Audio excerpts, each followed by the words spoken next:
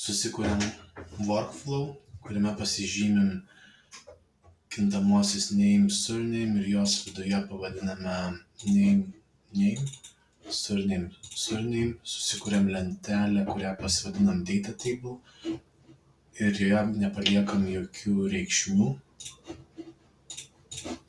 Susikuriam veiksmą, kuris vadinasi delete row from data table, nurodome, kad pašalintų 0 indeksą.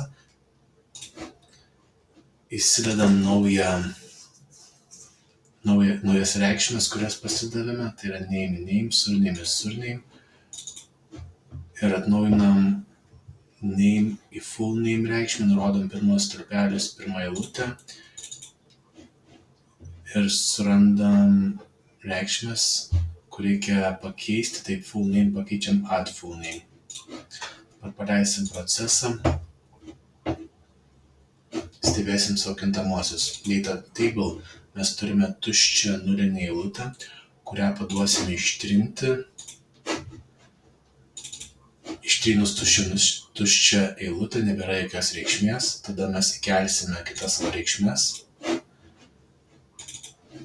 Įdėjome reikšmes į nulinę eilutę name ir surname. Taip pat atnaujinsime savo lentelę, kur yra name į full name ir atliksime keitimą iš full name į add full name.